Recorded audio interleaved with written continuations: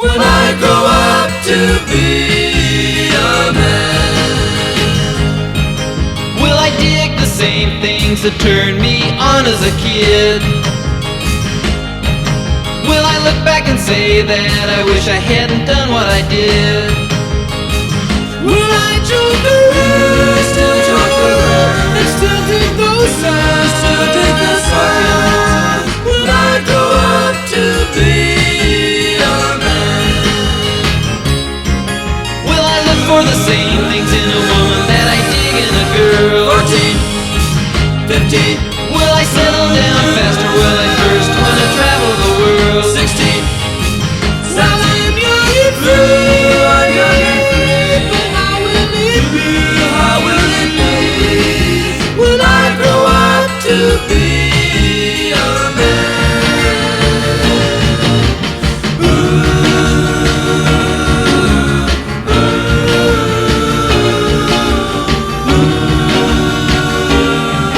Will my kids be proud or think when some loud bragger tries to put me down and says this school is great? I tell him right away, now what's the matter, buddy? Ain't you heard of my school? It's number 1 in the state. Hey, hey, take it away. Get So that ball be and true fight. to your school. Just like you whether you're good or bad. Be true to your school. Let your colors fly. Be true to your school. I got a Letterman sweater with the letter in front. I got for football and track. I'm proud to wear it now when I cruise around the other parts of the town. I got my decal. A short story about how we started the band The Neptunes, which was myself, Richard McDowell, Rich Bianchi, and Steve Kopic. And when I was in 8th grade, I was in Mr. Mizuguchi's class. We were in model making, which was a elective, and it was the last period, and it was getting real close to the end of the school year. And the kid next to me, who happens to be Carl Wilson of the Beach Boys, I asked him what he was going to do and what school he was going to. I was going to Lusinger High, and he went to Hawthorne High.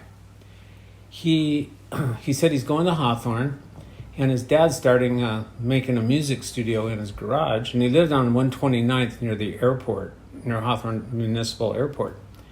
And I told him we already had a band going, and ours is going to be called the Neptunes, and that we're going to do surf music as well. And it was in 1959. I went to high school in 60, and by 62, the Beach Boys had come out with their first hit, Surfin'. And thereafter, they were the Beach Boys, we were the Neptunes. We played some dance bands. We played at Elks Lodges. We played at my high school a couple of times as the intermediate dance band. And let me think here. Oh, and a few years later, once we started making a little bit of money, I took John and Richard and myself and the Stephanie and Eileen and Donna. We went to an 800-person concert for benefit. It cost us $500 a ticket, and the Beach Boys were there, and I went and talked to Carl probably 20 years later. And it was awesome. when I grow up to be a man.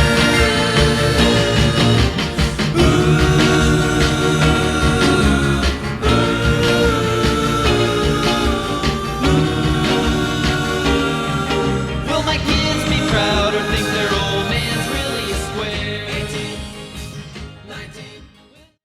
In 1964, I graduated from Lusinger High, and Mom and I were going together already.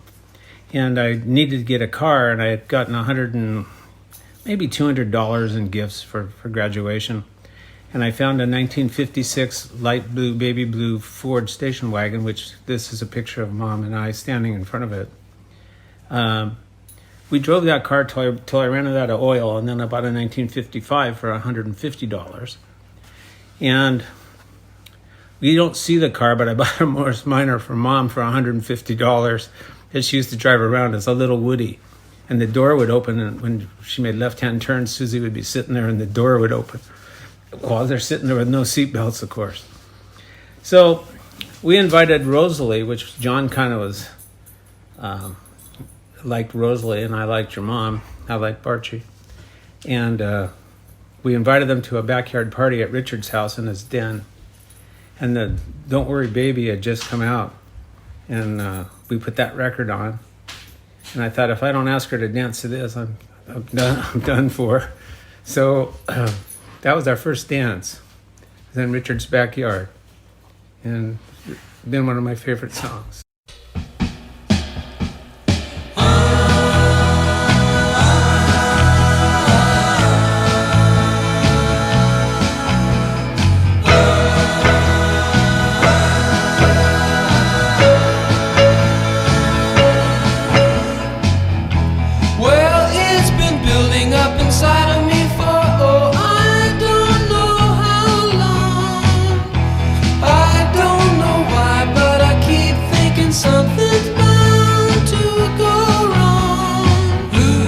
She looks in my eyes and makes me realize when she says, don't worry, baby, don't worry, baby, don't worry, baby, everything will turn out alright, baby, don't worry, baby, don't worry, baby. I guess I should have kept my mouth shut when I started to.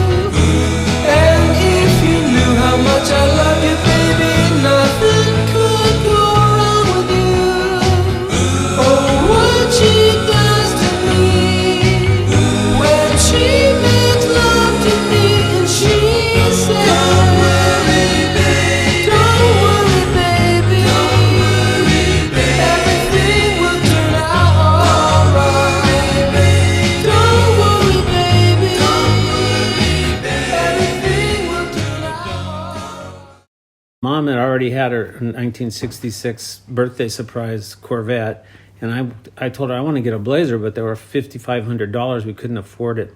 So I looked in the throwaway penny saver, and there was a Blazer, 1970 Blazer for sale. It said, first one here with $1,800 on Friday morning can have it. So I got the money together. I might even have borrowed a little bit from Grandpa. Asked him to drive me from Hawthorne to Bellflower, drop me off at 5:30 in the morning. I waited till 7:30, and the guy shows up. He goes, "Are you here for the Blazer?" I said, "Yeah, if I'd like to buy it." "Well, you're the first one here, so if you want it, you can have it." So he rolls up the door and is sitting sideways in a four-wheel drive Ford place. And above it was pictures of Steve McQueen in a racing outfit, James Garner, James Papard, a bunch of race car guys. Some I knew, some I didn't. And I started it up, and some other guys showed up offering more money. He says, "Nope, first guy with $1,800, and that's the kid. If he doesn't want it, I'll sell it to you guys." So I bought it, and I drove it home. We've had it ever since. And then about 8 years ago, we used to go camping and four-wheel driving. Everywhere we went on vacation, we took that truck. But about 8 years ago, I decided, I wonder what Steve McQueen had to do with this. This was a Ford place. So I checked it out, and the Ford place was a Baja 1971 race driver for Ford. So I checked it out and found out that Chevy sponsored Steve McQueen. I said, no, it can't be. Maybe these guys were friends, and that this could be a McQueen car. So then I looked on the internet and I found that Steve McQueen's company, Solar Productions, bought 5 vehicles, 2 pickup trucks, 4-wheel drive, and 3 Blazers. And so I looked down a little further and it says Harold Daw was his assistant driver during the Baja. So I called that number. He was dying of lung problems, but he agreed to see me. So when out there, he said, yeah, we had a red one and a blue one, which we converted to being off-road to run the pre-race. Then there was another one, but I don't remember the color, and 2 pickup trucks. Then he said, but call this guy. He was the mechanic. So I got his number, and his name was, right now, his name escapes me, but I drove to Yuma with a picture of the truck. And he said, don't show me the picture. I just want to know whether it has a Jimmy grill on it or a Blazer grill. I said, it has a 4-headlight Jimmy grill. He goes, I put that grill in. Steve asked me to do it. And does it have positive traction in the front and the rear? I said, yeah, it does. I thought that was kind of odd. And then I knew it was Steve McQueen's, but I didn't know how I could prove it. He goes, wait right here. I still didn't show him the picture. He comes back with a box, and inside the box was some of the original paperwork from that truck, and from 40-something years ago. So he gave me that paperwork, which still doesn't tell me that Steve McQueen owned it. Then I was out cleaning the Blazer one day in front of the condo, and my now friend Dick Green came by and said, nice Blazer. I said, it might be Steve McQueen's. He goes, well, I have a friend that collects motorcycles. He's going to have a lunch here on Saturday. You want to go with me? I said, yeah. So we got in the Blazer, drove it down there, and there was a bunch of guys, motorcycle advocates. And I talked to the head guy, and there was another guy there named Don Enos. And I said, well, how do you get paperwork to prove this? He goes, I got a guy in Sacramento that'll do it for you. He's on part of the Steve McQueen car shows.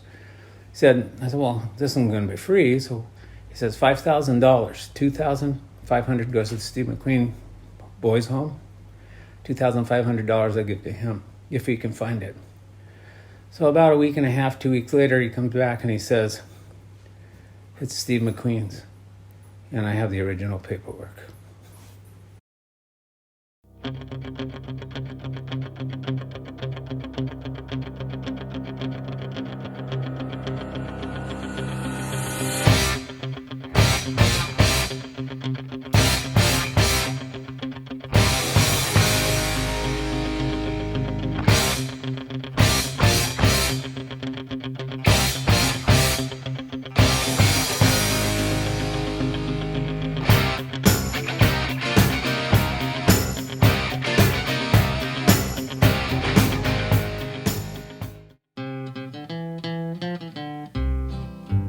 Born on a mountaintop in Tennessee, greenest state in the land of the free.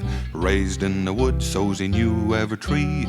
Killed him a bar when he was only 3. Davy Crockett, king of the wild frontier. In 1813 the creeks uprose, adding redskin eras to the country's woes. Now Injun fighting is something he knows, so he shoulders his rifle and off he goes. Davy Crockett, the man who don't know fear. Off through the woods he's a-marching along, making up yarns and singing a song. Itchy for fighting and righting a wrong, he's ringy as a bar and twice as strong.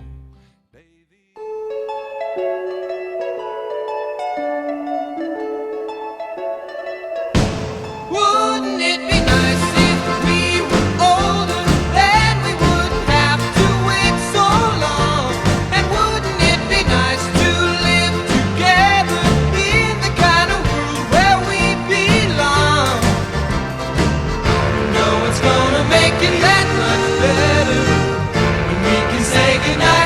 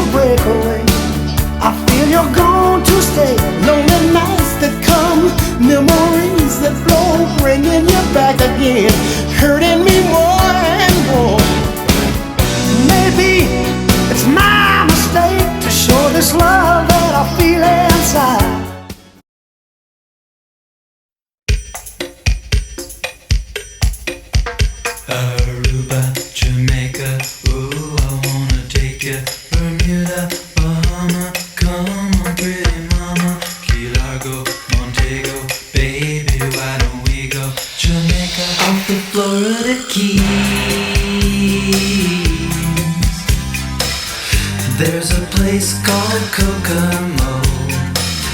That's where you wanna go to get away from it all. Bodies in the sand, tropical drink melting in your hand. We'll be falling in love to the rhythm of a steel drum band. Down in Kokomo, Aruba, Jamaica, ooh, I wanna take you through Bermuda, Bahama, come on pretty mama, Key Largo, Montego, baby, why don't we go down to Kokomo? We'll get there fast and then we'll take it slow. That's where we wanna go. We gotta go, Martinique, that Montserrat mystique. We'll put out to sea, and we'll perfect our chemistry. By and by we'll defy a little bit of gravity. Afternoon delight.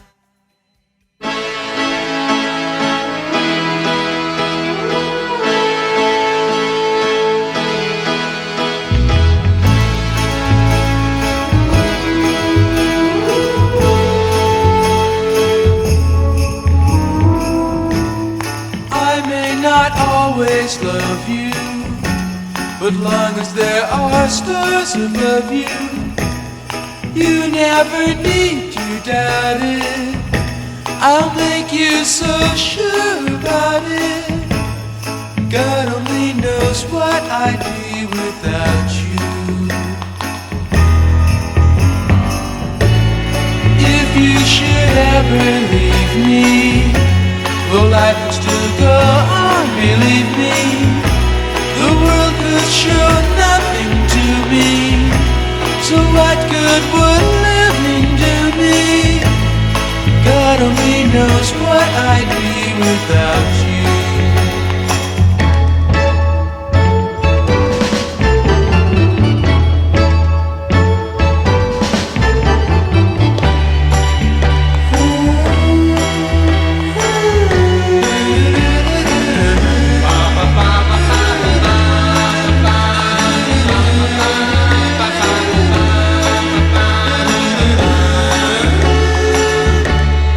God only knows what I'd be without you.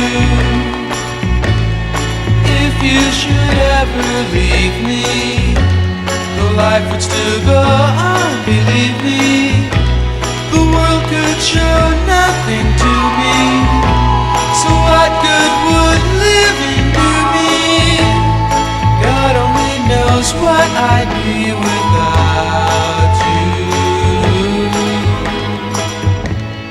God only knows what I'd be without. God only knows what I'd be without. God only knows what I'd be without. God only knows what I'd God only knows what I'd be without. God only knows what I'd be without. God only knows what I'd be without.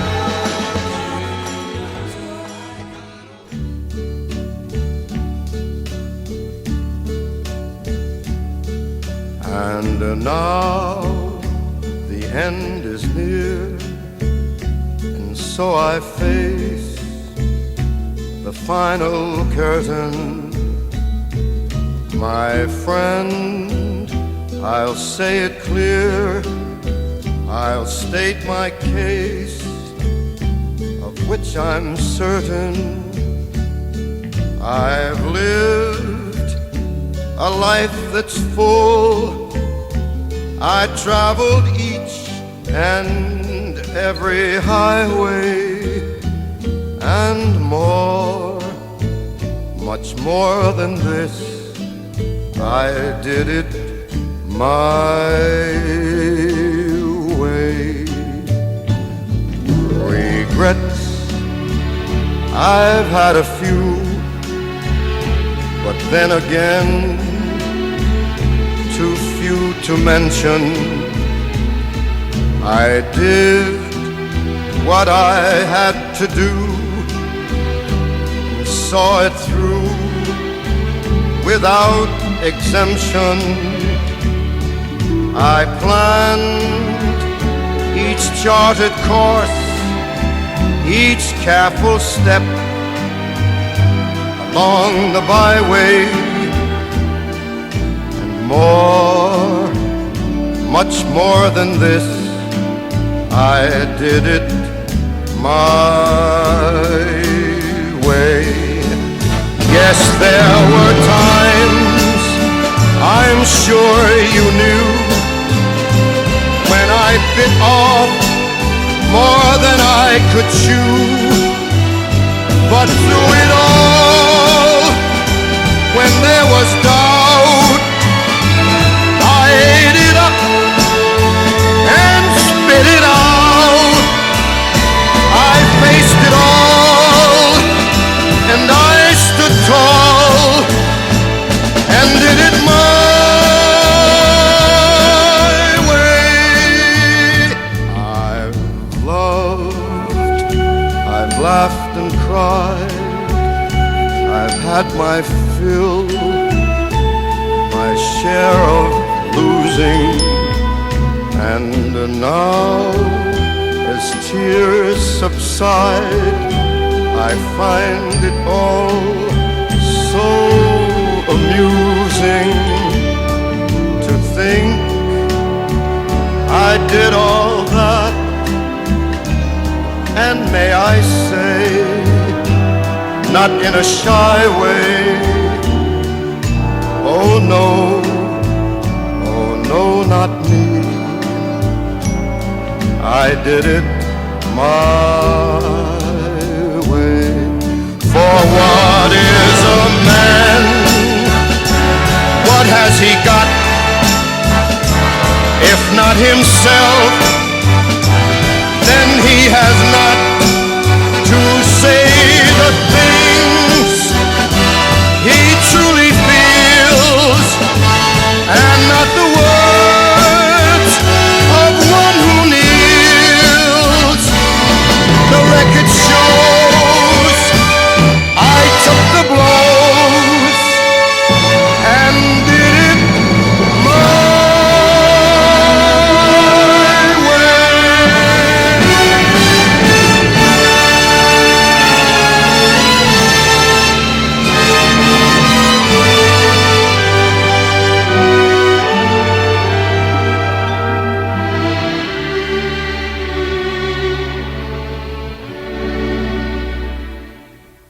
Yes, it was my